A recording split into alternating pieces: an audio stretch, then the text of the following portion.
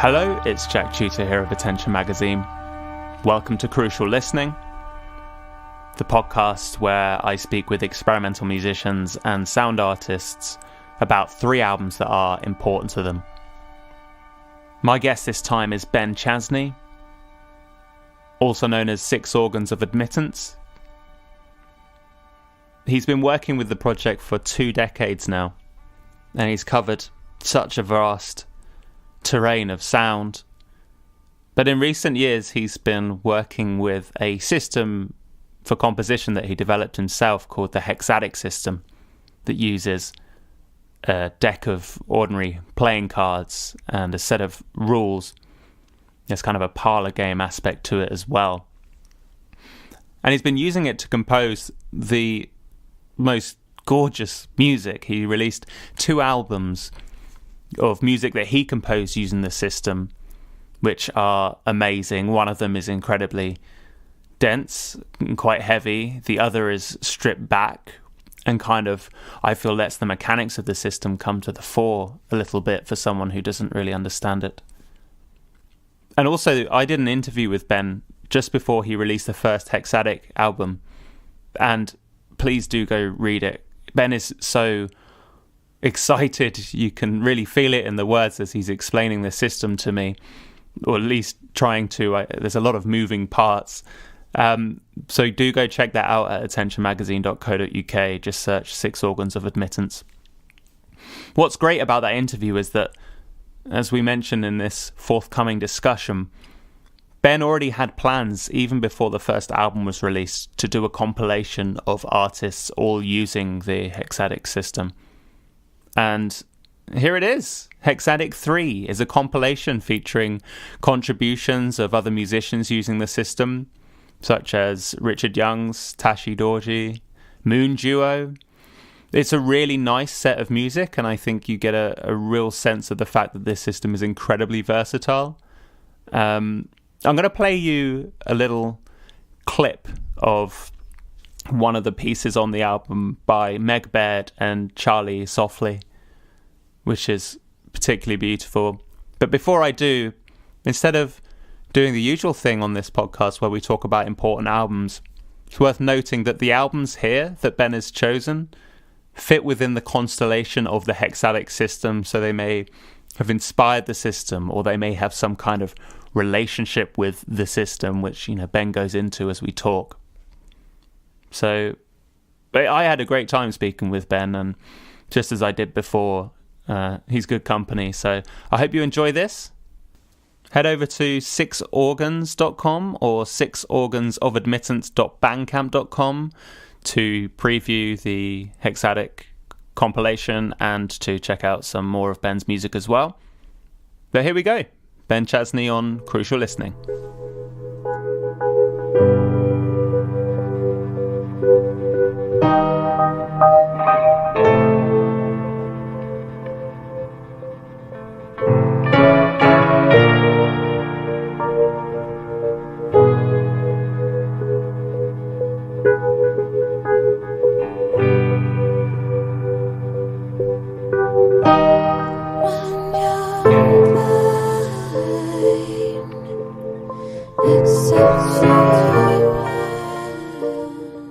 Hello, Ben. Welcome to Crucial Listening. Yeah, hello. Thanks for having me. It's really nice to be speaking to you again. It was a couple of years back that we spoke last, and I think at the time it was around the release of the first Hexadic record. And it was an interview actually I revisited earlier this week and saw that actually you'd mentioned in the latter portion about you wanted to put together a compilation at some point of artists who are also using Hexadic System. So it's nice that we're now talking again today when this compilation is actually like a real living thing. I've been really enjoying listening to the compilation, but I think big part of that for me is that a lot of those artists on the compilation are a lot of my own personal favorites. Oh, nice. I'd love to know the process of picking out the artists that you wanted to be on the compilation, or just assembling, the list of artists that appear. Sure. Yeah. It's been pretty fun since that first interview, because I think when we did that, the first record hadn't even come out yet, I don't think. And so I was trying to explain a system that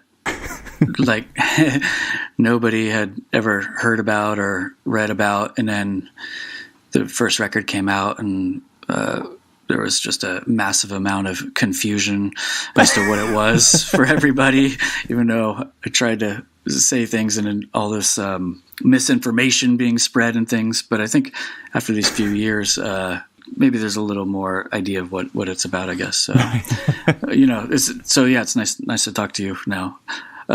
For the bands that are on the record, I just basically, they're my friends, and I gave the book, which is all about the system, to a lot of people and a lot of my friends. And the ones that kind of wrote back and said, were encouraging, just giving encouraging words in general about the system. I mentioned to them, I said, well, I want to put together a compilation. So you're invited. And then some of those people made music, and some of those people I told about the compilation, they didn't do anything for the compilation, but so that's sort of how the bands were chosen that were on the record.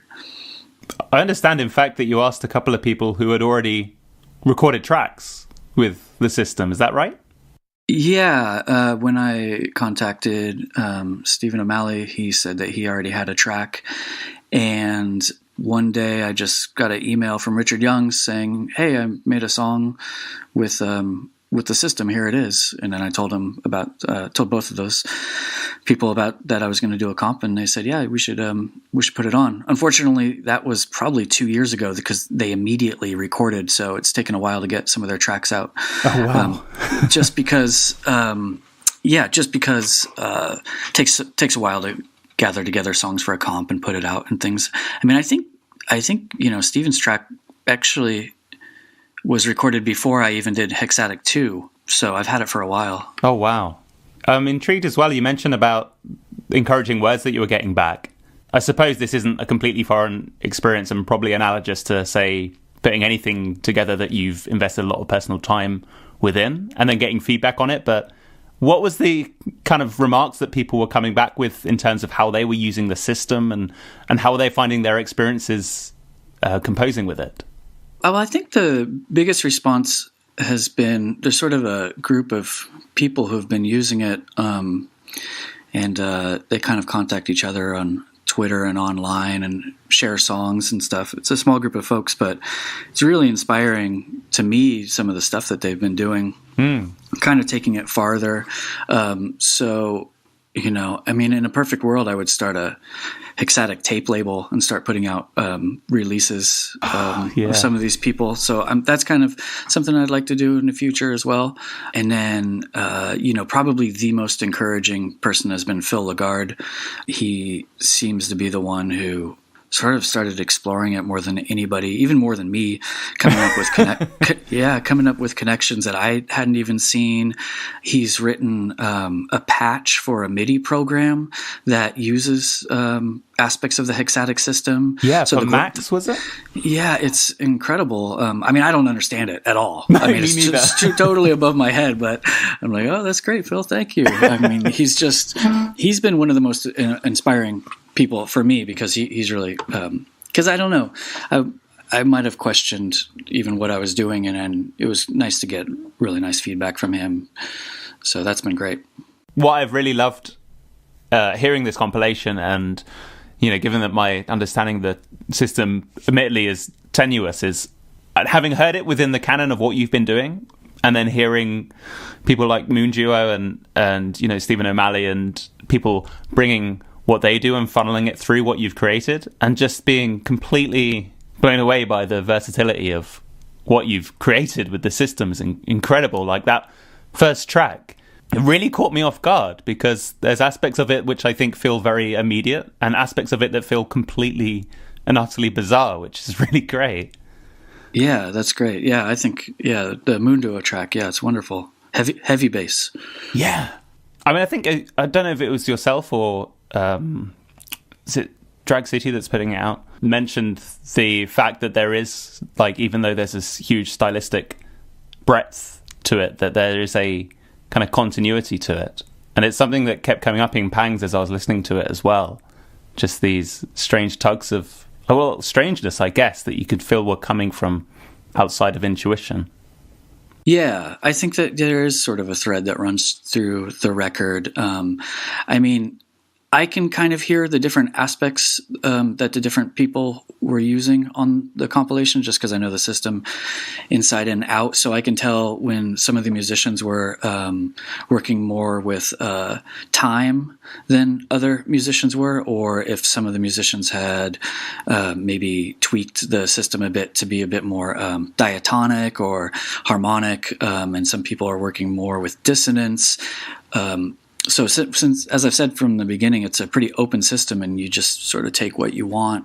And it was really interesting to me to hear the different aspects of it that the different musicians took. Did I see something about, I think Mark Uselli said that there's a whole full length maybe coming of stuff that they've done with the system? Oh, I did not see that. That really? Would be incredible. Are you serious? I saw something on Twitter. Oh gosh, I hope I didn't just skim read it, but that's I'm pretty sure that's what I read. Wow, that would blow me away. I would love that. Yeah. I mean, as well, the other thing I wanted to mention is mainly because of the fact that a video came out for one of the tracks the other day, but obviously you've since returned to also writing an album which exists outside the system as well, Bearing the Threshold. What's it been like to return to that way of songwriting, having had those experiences with Hexadic? I mean, have you noticed, was there any shift on the back of, say, coming out of using the system and then returning to not using it? Well, I'd like to say that I learned something and then I applied it, but I don't think, I think in my mind, they're just two totally separate things. Yeah, it's strange because I like to think that there's a pragmatic aspect to the system where it you start to integrate ideas about intervals more because it's so interval based, and maybe one could teach themselves a little more about the relationship between different intervals. But I don't know if I really, even when I went back to and did the last record, Burning the Threshold, I'm not sure if I applied that. I think I might have just kind of went back into a six organs sort of like finger picking kind of thing. So I'd like to say that I applied some of the things, but I don't know if I did. Is it nice to have an almost counterbalance where you now have, if one particular method of generating music, you're feeling like, okay, I could do with a change now, that you can sort of liberate yourself from a particular way of thinking and almost go between them as the inclination takes you? Yeah, definitely. It's just a different world. It's just a different world to get into. So it's strange. One of the misperceptions about the system is that I think in today's day and age, there are so many of these sort of quick ideas to be creative, to think in terms of almost like apps that help you make something. And this, and then people start to integrate it into their own minds, this will help me be creative and I can be very efficient in the studio if I apply these sorts of ideas and something new and creative will happen. And the system is absolutely opposite that. It takes much longer to create anything with the system, but in participating in that, hopefully it's like building muscle or something like that. And I see that you've got some shows coming up, I think, at the end of this month in Spain and Portugal. Yeah. Are they Hexadic shows or? No, I'll be playing sort of stuff from the last record, but I am going to do a couple of Hexadic workshops where I get people. I've done some of these over the last few years where people come and kind of talk about the system and everybody gets their own deck of cards and everybody gets to compose and we fill out sheets of paper and somewhere between composition and maybe doing your taxes or something. I don't know. Hopefully it's more exciting than that. But there's definitely a lot of filling out forms and papers. But then everybody leaves with their own compositions and hopefully some sort of inspiration, even if they don't exactly use the system to do new things. How have you found the experience of doing the workshops and imparting the system in person to people? I love it. I every time I do it, it's so much fun, and really great feedback from people. And one thing that's really surprised me is the variety of different types of musicians and guitar players that come in. Not just like, avant heads. We get metal people, rockabilly guitar players. I mean, people just kind of want to come in and try something new. And yeah, it's great. Oh, I'm so glad. Well, it always really fires me up just listening to it. So it's fantastic that you're, able to really inspire people to get involved and make their own music with it as well. So we're here to talk today as well about 3 albums that you've picked out, which I understand exist, as you've said, within the same kind of constellation as the Hexadic System, so albums by other people. Right. I'm going to let you choose which order you want to talk about the albums in. But yeah, if you'd like to tell me the name of the album and then a little bit about why you chose it as well, that would be great. Yeah. Well, the first one I was going to mention was Connate Things Viral for a few reasons. One is because Stephen and Tim from Connate are on this comp along with Mark. And so, yeah, it's just one of my favorite records too. And I told Stephen that first time I heard it.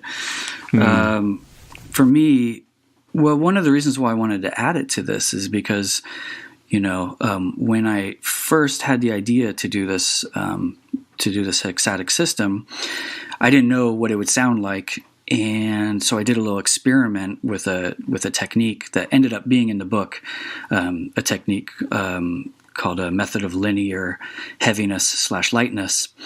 And when I experimented with this technique to see what kind of music it made, the progression that came up with the timing and the intervals and the chords, when I played it on guitar, I thought, this kind of sounds like Connate, like the timing and everything. And it really encouraged me to continue. I said, well, maybe there's something here to do something with this. So it was really kind of the first reinforced idea that made me feel good about the Hexadic System. So I continued. So that's why I wanted to choose that record, actually. Do you remember when you first heard it? When I first heard the record? I think... Yeah. Well, I think that I picked it up after I saw them live at South by Southwest in maybe it was 2004 or 2005. I think it was pretty close to after the record came out. I can't remember. But I saw them live. And, wow. Yeah, they really blew me away. I mean, everybody was just so good. And I told Stephen that it was kind of the closest thing I'd heard to Fuchsia Susha at the time, because people always talk about Fuchsia Susha in terms of maybe noise or texture or things, but for me, Fuchsia Susha has always been about rhythm and the types of rhythm that they use, and that to me is sort of what makes them a very heavy band. And so when I first heard Connate, I thought, oh, this is kind of the first thing I've heard that explores those really abstract rhythms and tension to that level. Yeah. I had Aidan Baker on this podcast, actually, who also talked about seeing Connate live and was just utterly blown away by it. I'm quite jealous. Yeah. I mean, especially, I guess, the opportunity to see Alan in action within that context as well. Oh, he was amazing. He was sort of just hunched over and completely frightening. One of the most frightening performers I've ever seen, while being a frightening performer in terms of just presence, not like rushing the audience or threat. I mean, just like a purely very, very scary presence in a good way.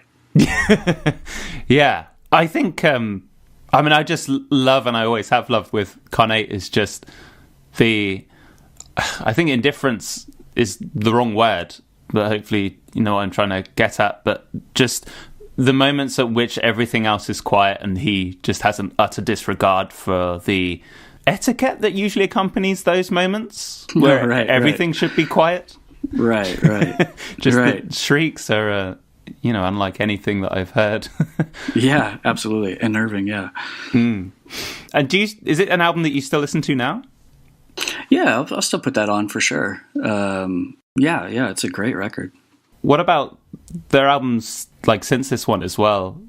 Have you kind of kept up with with what they've been doing? Well, I tried to. Yeah, of course. Yeah, it's interesting, the Fuchsia Susha thing, because now Steven's playing with Heino occasionally with Oren. So, yeah, it just seemed like such a natural thing for him to do. Yeah, absolutely. I mean, I saw actually where I was looking about this record earlier as well, that there's a huge like Carnate feature. I can't remember where it was. I think Invisible Oranges, but it had some quotes from Plotkin being like, I don't give a fuck about democracy in a band. You know, if someone's doing a shit thing, then we throw it out. Which I feel like you can hear that, though. There's a real, there's great swathes of quiet. Because of that, I suppose it creates a binary relationship between don't do anything unless, it comes above this high watermark. And so you only really hear anything at the moment that someone's like, okay, this is worth, sharing through sound. Yeah. And I think Plotkin was responsible for all those really weird, creepy sounds too, right? I mean, I think when I saw him, he was in charge of that. He's fantastic. Yeah, I heard that. Yeah, he was, I think, responsible for a lot of the editing of it. Okay, yeah. Yeah, and then I think part of that I read, he wasn't so keen on capture and release because I think it was comparatively felt like a grindcore record because it was so textured and I guess a little more constant than things viral could be. Right. Yeah. Well, I like capture and release too. I thought that was actually quite Fuchsia Susha as well. Not that they were trying to be Fuchsia Susha, but in terms, maybe more in textural terms. Yeah. No, that was the first one I heard of theirs, and it was. I used to take bike rides to that record, and that was incredible. But yeah. But I kind of see what he's saying in the sense that there's a lot more momentum to that record, in that actually, if things viral is like a wheel that kind of goes round but occasionally stops, then capture and release, there's a constant rotation to it. Yeah, the beast has been released. Yes.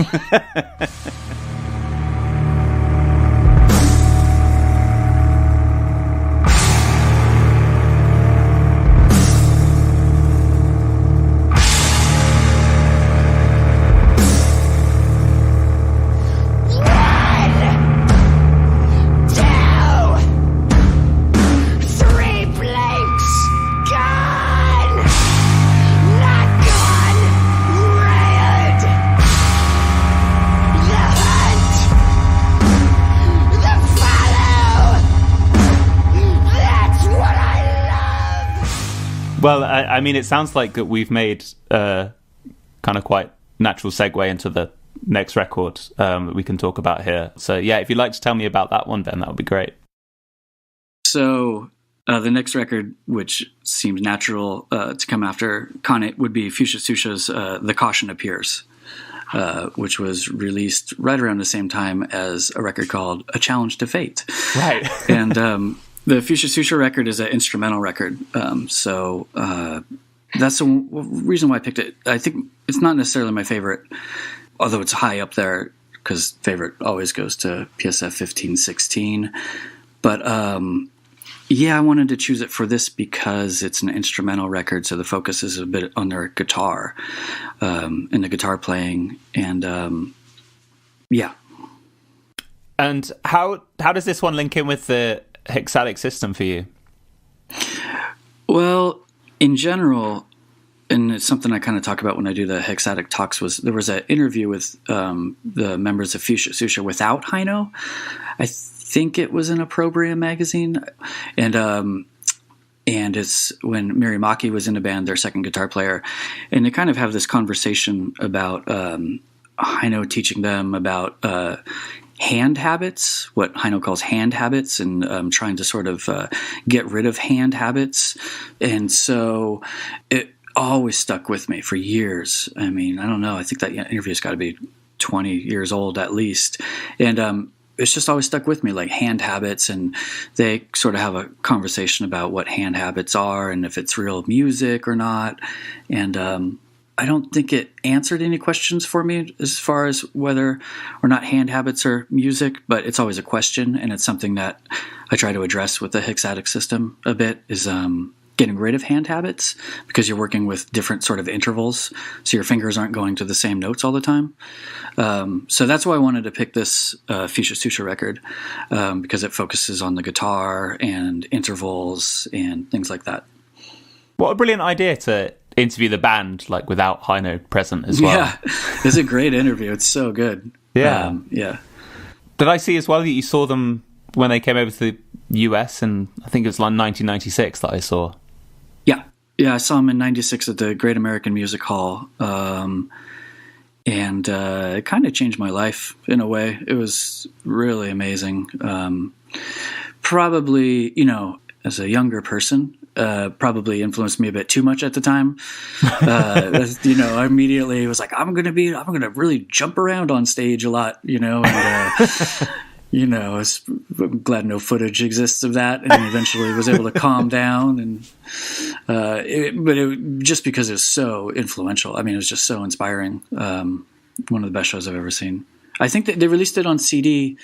Charnel House released it on CD as Gold Blood, the performance. Right. Oh, I see. And with the Fuchsia Susha record, do you remember when or where you picked that up as well? The first one I think I ordered from Forced Exposure. They had, I think they had a review of it, and that would be live too. And it just sounded so great, the way they described it, and I ordered it. And it's pretty much been my favorite rock record of all time, tied with like White Light, White Heat. I think those two. Wow. That's all I need. Yeah. In fact, bit of a segue, but you mentioned Forced Exposure there. Am I right in thinking you and Damon Krakowski are close or friends or? Yeah, we are.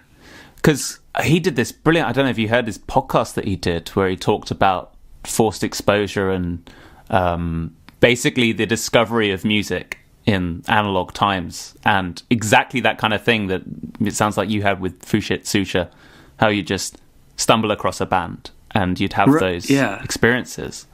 I know the series you're talking about. I just started listening to it, and I've listened to 3 of them. No, I've listened to 2 of them, but it's based on his book, which I've read, and I've read his entire book, which I think his book is just amazing. No, I haven't got to that episode yet. I'm looking forward to it. It's great. I think he talks about it in reference to Ghost, I think. Is it Ghost? Oh, right. Yeah. Yeah, that makes sense. They're friends with those guys. Yeah. But just the serendipity of discovery and leading you into your listening experience, rather than you can already hear it right now, and that whole portion of it's just being completely absent, just having to follow your nose, I guess, which is I think it's a wonderful series. Like, I've been really enjoying it, but that project is great. He did it so well in that it's not a sort of it's not like a critique, a pure straight critique of modernism. He's kind of examining listening on a more phenomenological level, and just the experiences, and just putting it out there. And I think he's done really good work. I think it's great. Yeah, it's really contemplative, isn't it? That's the thing that I really picked up on with it. Is it doesn't sound frightened necessarily of the new era of listening, but just it's inquisitive. It's like, what's going on here? Exactly. Yeah.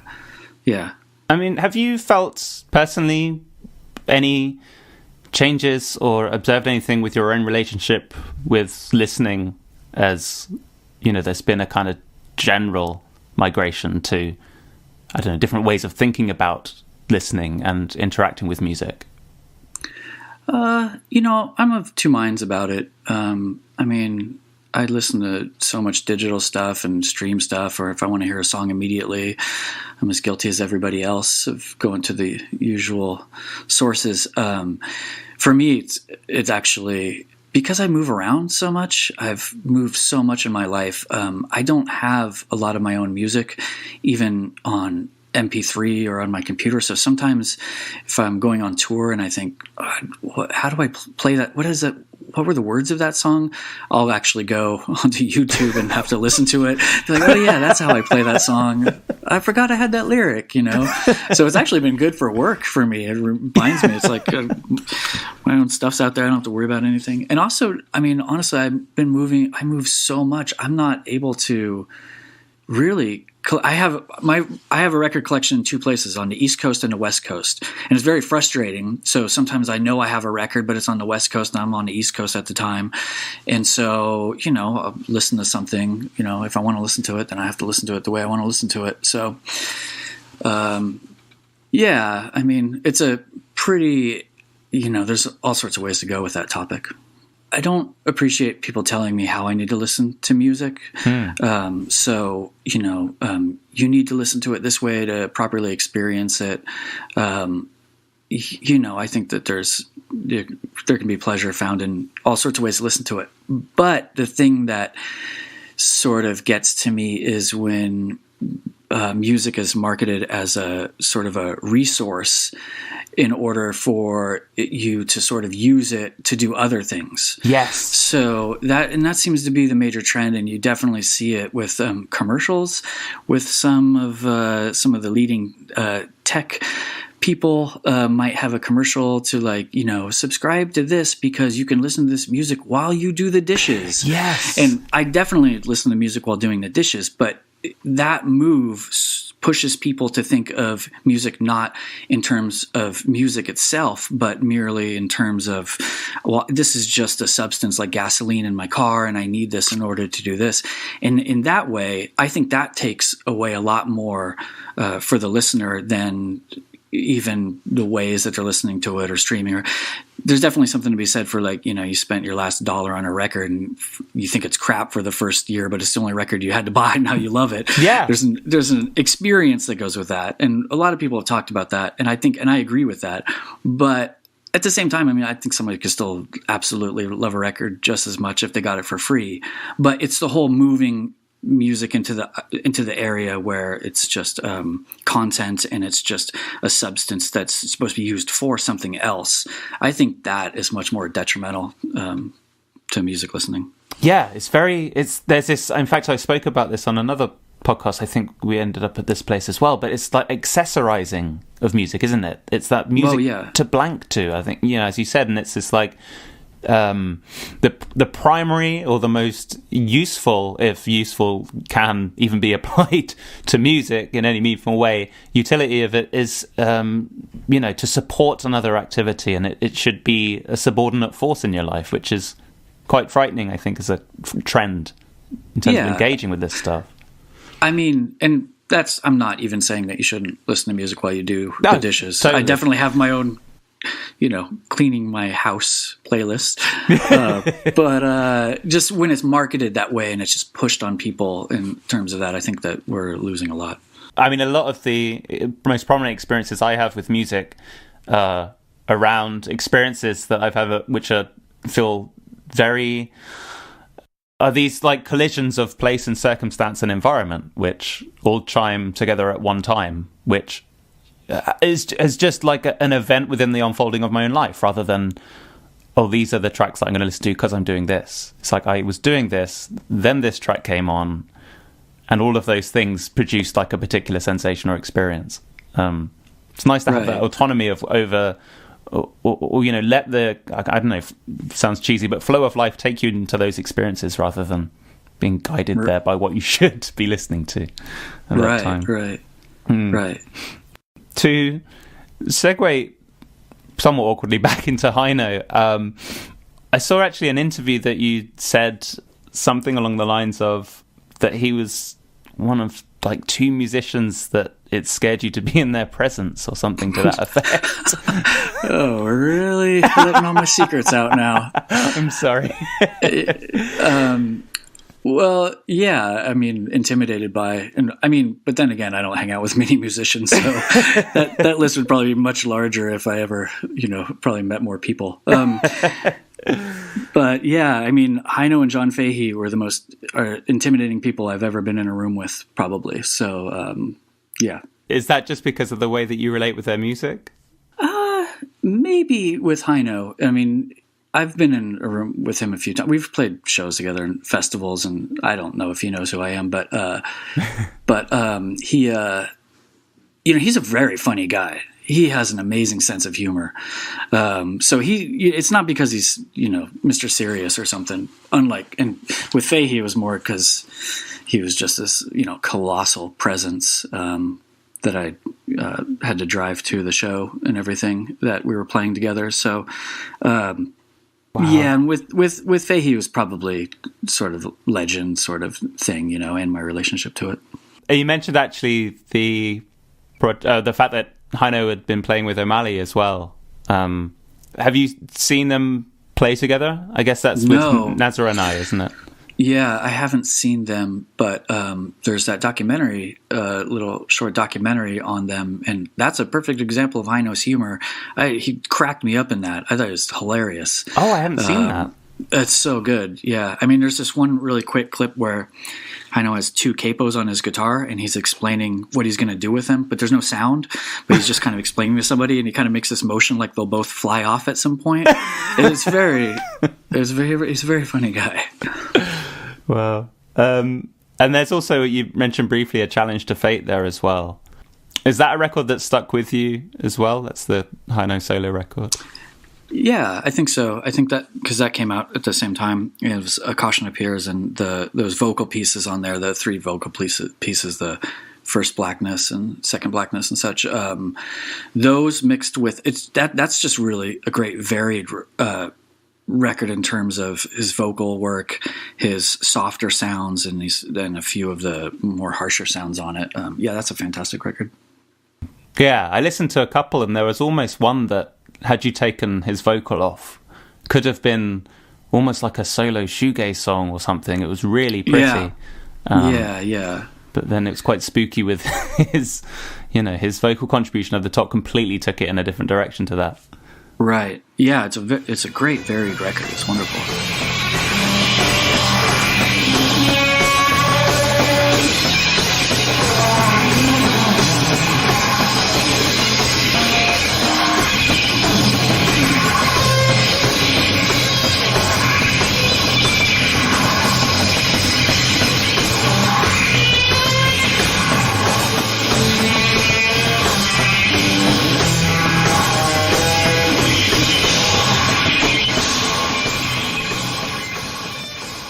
Let's talk about your third record, Ben, if you'd like to tell me the name of it and why you picked it as well. Well, I was going to mention Morton Feldman's Triadic Memories. There's probably just a few things to say about it in relationship to the system. One is that Feldman wasn't actually very big on systems at all. So, it's not supposed to. I didn't bring it up because the system was related to Feldman in that way, but I kind of wanted to pick that one because the pre-origins of the system started when actually Damon and Naomi they have the Exact Change. They run Exact Change publishing, and they put out it's a collection of Morton Feldman's writings. Give my regards to 8th Street, and in that, I was reading that book when I started to think about the system in general, even though, like I said, he's not very big into systems. But I had 2 dreams. I can't remember if I mentioned this before, but I had 2 dreams in 2 consecutive nights about composing with cards when I was falling asleep reading that book. So I don't know, something about, his writings kind of poked my brain a little bit like that. That's awesome. I mean, it's the kind of thing that when I hear about, I'm like, oh, that must be amazing to have a dream that instigates something that then becomes so real. Is that something that happens often for you? No, I wish it. I mean, sometimes I think about trying to incubate dreams a little more in order for that to happen. Yeah. And I actually just started writing down my dreams because I thought maybe they could be of use for that same sort of reason. It doesn't happen a lot. I just remembered recently that the Ascent record that I did was actually kicked off from a dream as well, because that record is a bit deals with sort of a space Gnosticism and, do ghosts exist in space, things like that. And there's sort of an abstract storyline that I think only I know in my mind how those songs connect. But I just the other day I remembered that the whole record came about because I had this dream that I was in space, and I can't tell if I was actually in space or if I was just viewing something in space, and I was right next to Jupiter. And then there was a spaceship being built in Jupiter's orbit, and I was watching the spaceship be built in orbit. But the spaceship was the shape of a giant lobster.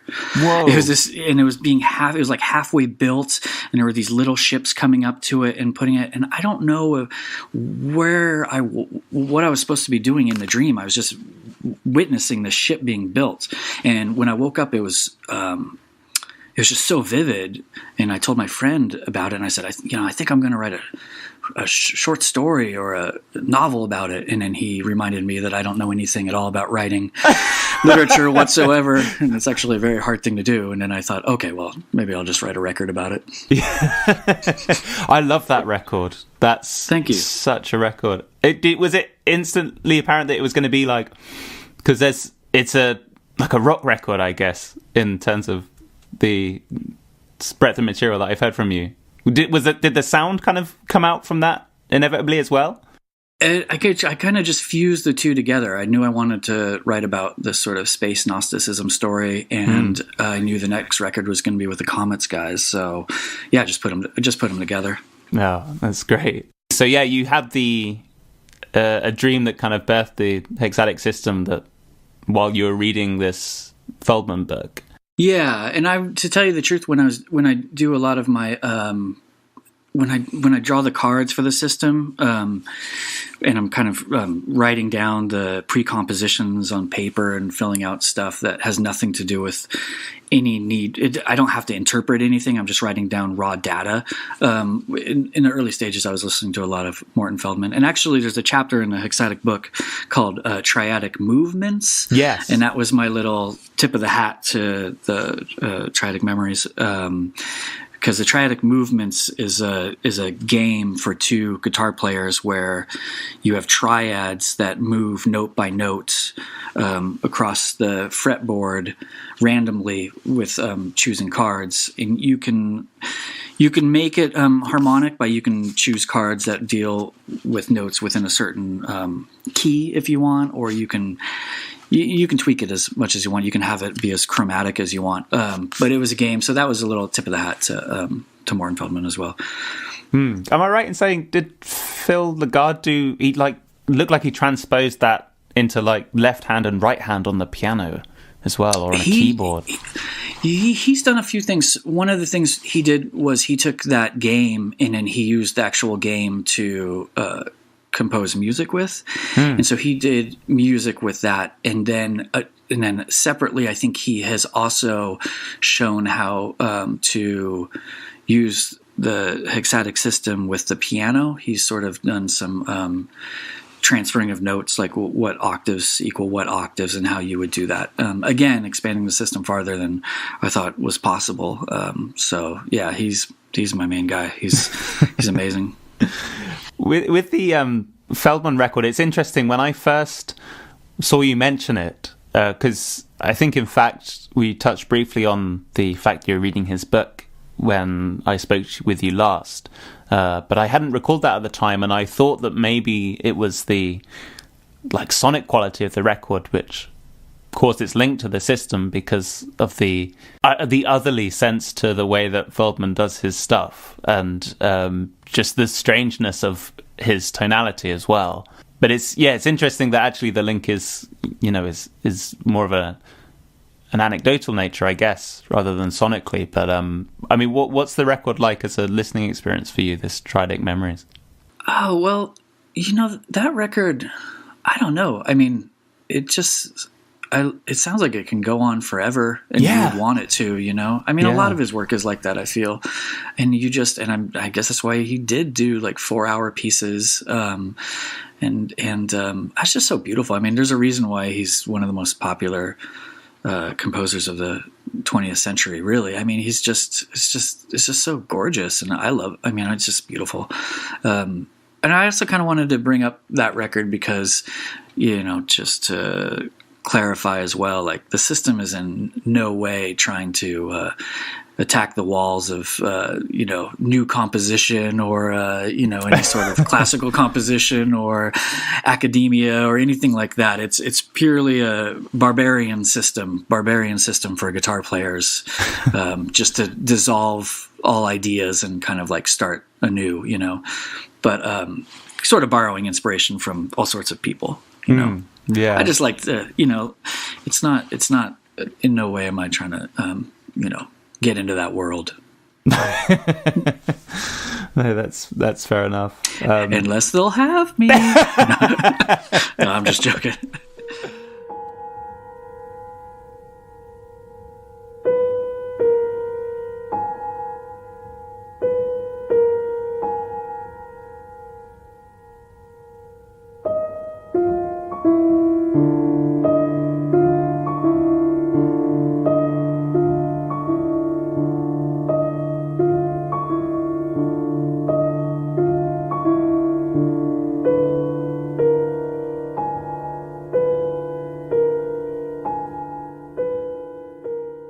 Actually, you mentioned there about the whole durational aspect as well, which is something that's like always excited me so much, is when you get pieces that stretch to those like hour and a half or above, and to the point where you're halfway through them and then you're like, oh gosh, this could go on forever. I'm kind of stranded here with this this music playing and like there's no end in sight. For me, that's become a really exciting experience to have those kind of listening experiences.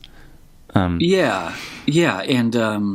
with Feldman's buddy Cage talking about time being the most primal aspect of music. So in those ways, the way that influenced the Hexadic System is there is a time aspect of it that you can use, and some of the people did use it on the record. Like Stephen and Tim and Mark. Their piece definitely is working with time, and so it's Richard Young's. He's working with. You can hear the time aspect. That stuff did inspire some of the aspects of it. Yeah. Speaking of, actually, you brought up that Richard Young's piece. That solo on that track is insane. Yeah, it's so good. Oh my gosh. Yeah. Yeah, I'm glad he did that. He, I love hearing him talk about music as well. He came on this podcast, in fact, a few months back. But yeah, he just has an immediacy with what he's doing, where I feel like he's just lets it out, and it just happens. I love that about his music. I don't have a whole lot of heroes. In terms of music or anything, but he's definitely a hero of mine. Just so, he's a hero. Like, I'm happy to know him. He actually came when I was on tour last summer. He came down to a show, and after I finished the show, his first comment was, he said, "You've been practicing." And to this day, I can't tell if that was like what percentage of that was being a compliment, or there's a slight bit of like, "You've been practicing." I don't know. It's still hard to explain, but I'm still questioning that comment to this day. Yeah, there's a lot to unpack there. Yeah, exactly. Do you have a favorite record of his? I mean, I know there's so many, and it's probably a task to whittle them down. I don't know. I mean, they're just all so different. No, I don't think I have a favorite. And like, Fuchsia Sushi, I'm like, yeah, this is the first one I heard. I mean, because his work with Simon Wickham Smith was the first stuff that I ever heard, and I didn't even know Richard would, could do pretty music. Actually, that's very pretty in its own way, but also pretty intense. So Yeah, no, I don't think I do have a favorite record. And I can't even say I've heard them all. I mean, I can't, I have quite a few.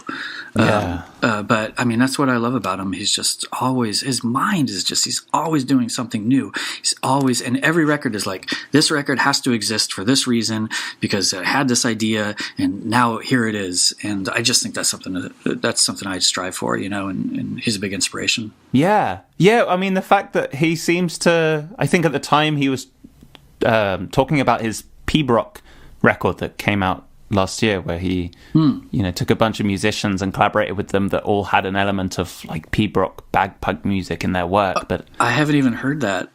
Yeah, I heard a couple of bits of it, and it sounds amazing. Yeah, he just.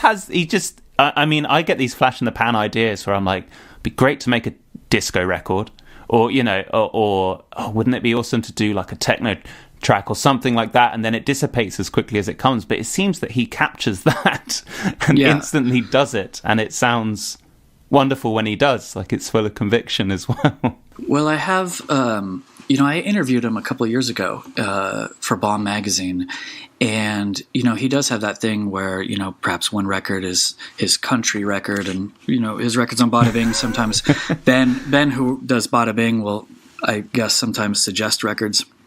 And I told him that a friend of mine who also knows Ben at Bada Bing, this guy Utrio, he's the drummer for Comets on Fire, his suggestion was that he should make a rap record. And this was the one record that I think Richard said, I don't know if I could do that. I think we... You found his boundary. I don't know. Who knows? I think we found his limit. He did... There's one that I really like. I think it's called Amaranthine. Yeah. I don't know if you know that one, but it's like... It's gorgeous. It's like all percussion and then just one or two elements and voice. It's beautiful. Really inspiring, yeah. Well, Ben, this has been great. Thank you so much for talking to me both about the system and about these records. It's been wicked to have you on again. Oh, thanks so much for having me. It's been a lot of fun. Yeah, this is great. Thank you. If people want to keep up with what you're doing online, is there a best place for them to go? I guess I have a website that I update twice a year, maybe. But that's about when I'm doing something new, so that's about it. Great. I've got a Twitter account that I kind of drunkenly rant about how good some record is at 3 a.m. and then erase it as soon as I wake up. So that also has some touring information and things like that. Nice. And that's at 6 Organs, isn't it? Yeah, just with 6 with a numeral 6. Yes. Great. Excellent. Well, thanks once again. And to everyone listening, I will see you next time.